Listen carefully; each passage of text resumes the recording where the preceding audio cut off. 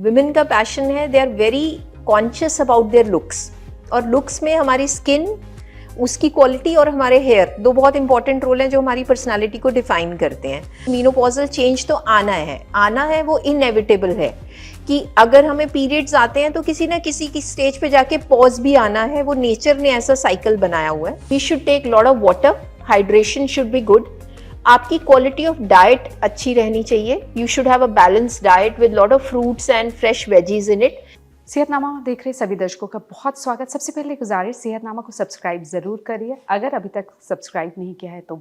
Menopause से related बहुत सारी समस्याएं, बहुत सारे सवाल आप पूछ रहे हैं कमेंट सेक्शन में, और उसी से रिलेटेड एक सवाल है कि स्किन पे बहुत असर पड़ रहा है, त्वचा रूखी हो रही है, चमक नहीं रही, बाल पतले हो रहे हैं, बाल झड़ रहे हैं या बालों की ग्रोथ बहुत ज़्यादा हो रही है।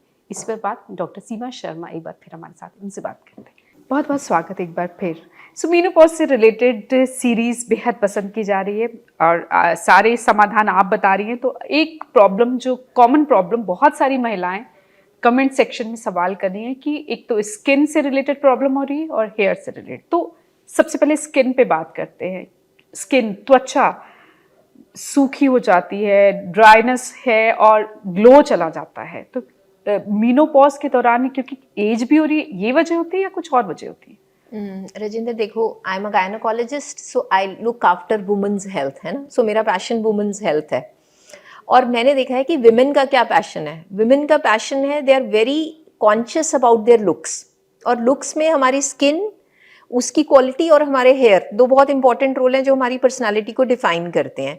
और इसी करके अगर हम देखें तो इतने सारे कॉस्मेटिक्स हैं मार्केट में, इनफाइनाइट, जो अवेलेबल हैं to make your skin better and to have good hair, है ना। सो आई थिंक अगर किसी भी महिला से पूछा जाए तो for ever youth is the dream, है ना, कि हम कभी एज ना हो, बट ऐसा तो नहीं होता है ना, ऐसा तो शायद हेवन में होता है या स्वर्ग में होता है। So what can we do as doctors, और what can we do as patients कि भाई मीनोपॉजल चेंज तो आना है, वो इनएविटेबल है कि अगर हमें पीरियड्स आते हैं तो किसी ना किसी की स्टेज पे जाके पॉज भी आना है, वो नेचर ने ऐसा साइकिल बनाया हुआ है। अब बहुत सारी महिलाएं अपनी स्किन को लेके कॉमन प्रॉब्लम्स, जैसे आपने ठीक बोला कि उनको रिंकलिंग होती है, ड्राइनेस ऑफ स्किन होती है, क्रीजेस आ जाते हैं, है ना, आपके फोरहेड पे क्रीज आ जाएगा, आईज के नीचे क्रीज आ जाएगा, या फिर हमारी स्किन सैग करने लगती है, लूजन अप होने लग जाती है, एक स्टेज के बियॉन्ड ड्राइनेस हो जाती है, नेल्स आपके ब्रिटल हो जाते हैं, टूटने लगते हैं। सो ये सारी जो प्रॉब्लम्स हैं ये मीनोपॉजल एज में बॉदर करती हैं। Actually this is part of normal ageing.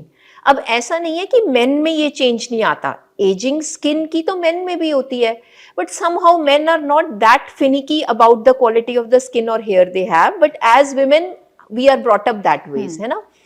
So when we talk about skin changes, क्यों आते हैं? क्योंकि ईस्ट्रोजन एंड प्रोजेस्टेरॉन वो हॉर्मोन्स हैं जो यंगर एज ग्रुप में हमें वो ग्लो दे रहे थे। उन्होंने हमें बड़ी अच्छी सी थिन स्किन दी हुई थी और स्किन को स्मूथ भी रखा हुआ था, ऑयली भी रखा हुआ था। पर अब जब ये हॉर्मोन्स की कमी आती है तो ऑटोमेटिकली जो उनके रिसेप्टर्स हैं वो भी डेफिशिएंट हो गए और हमारी स्किन ड्राई होने लग गई। कोलेजन एक ऐसा टिश्यू है स्किन का जो उसको बाइंड करके रखता है, उसको उसकी इलास्टिसिटी देता है, और वो कोलेजन वीक होने लग गया। एज अ रिजल्ट हमारे स्किन में ये सारे चेंजेस आ रहे हैं। अब उसको प्रिवेंट करने के लिए एक जो सिंपल टेक्निक्स हम लोग कर सकते हैं, जो स्किन स्पेशलिस्ट हमेशा बताते हैं कि we should take lot of water, hydration should be good, आपकी क्वालिटी ऑफ डाइट अच्छी रहनी चाहिए, you should have a balanced diet with lot of fruits and fresh veggies in it which will help you have a healthier skin.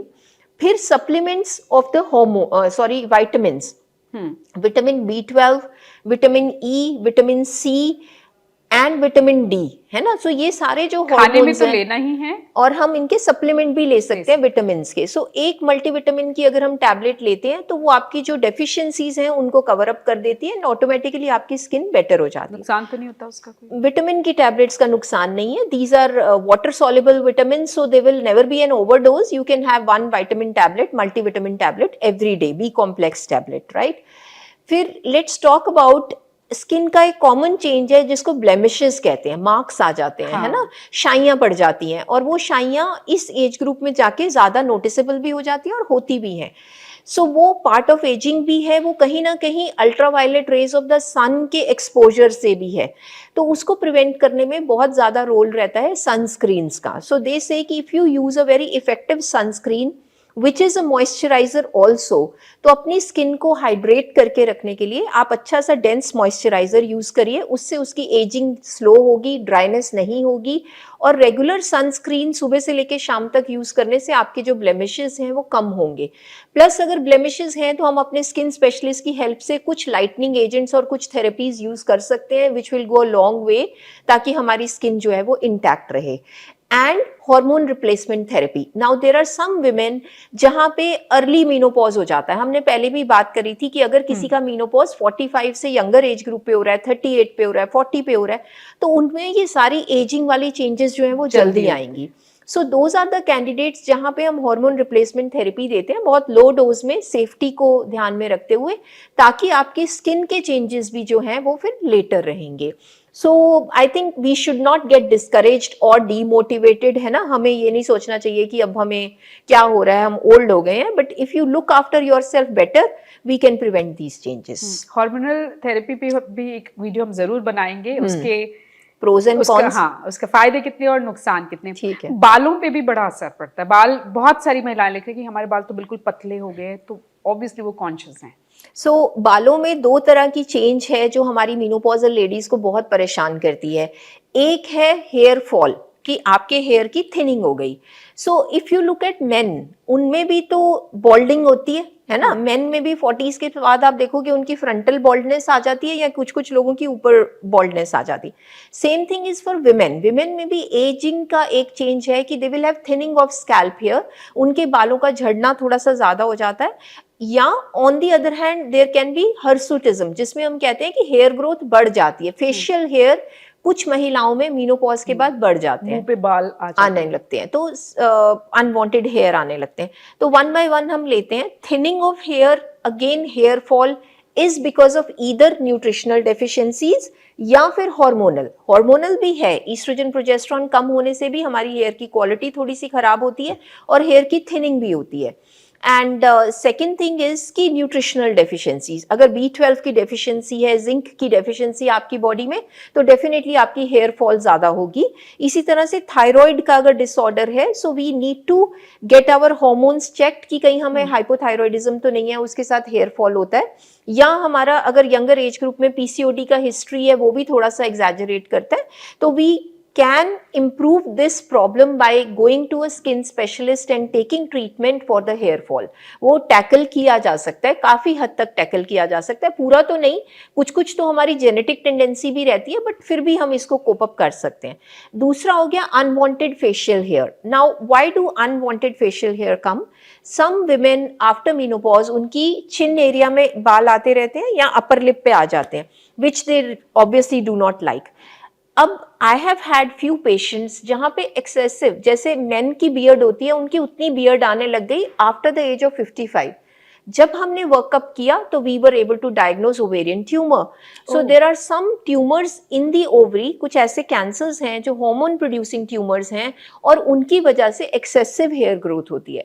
तो अगर by chance आपके mother in laws या कोई Elder generation में lady है जिसके बहुत ज्यादा फेशियल हेयर है, तो एक अल्ट्रासाउंड एब्डोमेन और गायनेकोलॉजिकल चेकअप जरूरी है to rule out ovarian tumour. But yes, occasional इधर उधर जो बाल आना है वो हार्मोनल है, क्योंकि जब आपके बॉडी में ईस्ट्रोजन या फीमेल हार्मोन्स कम होते हैं, जो एंड्रोजेंस हैं वो अपना रोल प्ले करना शुरू कर देते हैं. So few hair is not to be worried. इसके लिए हेयर रिमूवल के लिए प्लकिंग करी जा सकती है, वैक्सिंग करी जा सकती है, शेविंग करी जा सकती है, और हेयर रिमूवल क्रीम्स भी यूज किए जा सकते हैं, लेजर कराया जा सकता है. सो जो अनवांटेड फेशियल हेयर है, they can be dealt in with any therapy. So this should not bother our women so much. Only thing is we have to accept कि हाँ भाई, अब ये मीनोपॉजल चेंज है, उसकी वजह से ये कुछ कुछ चीजें हमें आ रही हैं और हमें इनको फेस करना है.